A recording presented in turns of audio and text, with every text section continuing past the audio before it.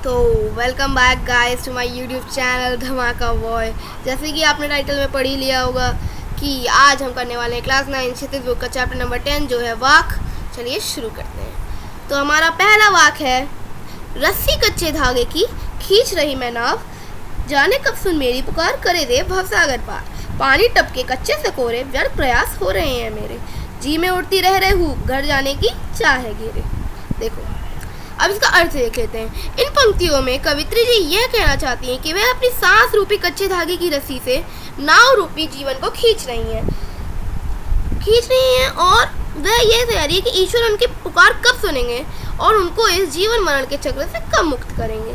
जैसे पानी कच्चे सकोरे से मतलब कच्चे मिट्टी के बर्तन से पानी रिश्ता रहता है, वैसे उनके जीवन के एक एक दिन कम होते जा रहे हैं। उनके जी में बार बार यह हुक उठ रही है कि ईश्वर उनको अपने पास कब बुलाएंगे। चलिए अब दूसरा वाक देखते हैं। खा खा कर कुछ पाएगा नहीं, ना खाकर बनेगा अहंकारी, सम खा तभी होगा संभावी, खुलेगी साकल बंद द्वार की। मतलब इन पंक्तियों में कवित्री जी ये कहना चाहती हैं, अगर मनुष्य मोहमाया में पड़ा रहेगा और मोहमाया के पीछे ही पड़ा रहेगा तो उसे कुछ हासिल नहीं होगा, उल्टा वो स्वार्थी हो जाएगा।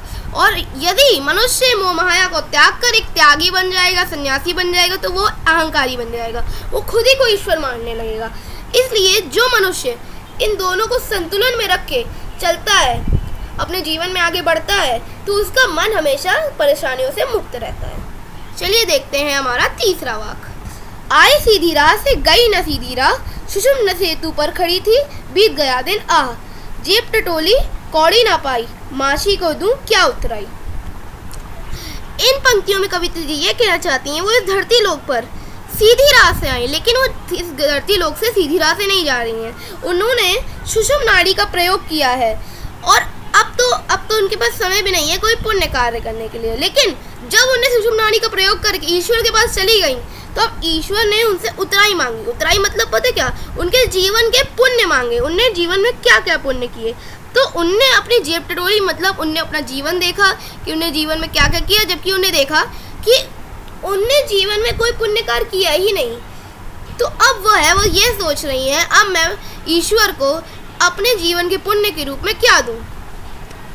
तो हमारा चौथा वाक्य क्या है, थल थल में बसता है शिव ही, भेद न कर क्या हिंदू मुसलमान, ज्ञानी है तो स्वयं को जान, वही है साहिब से पहचान।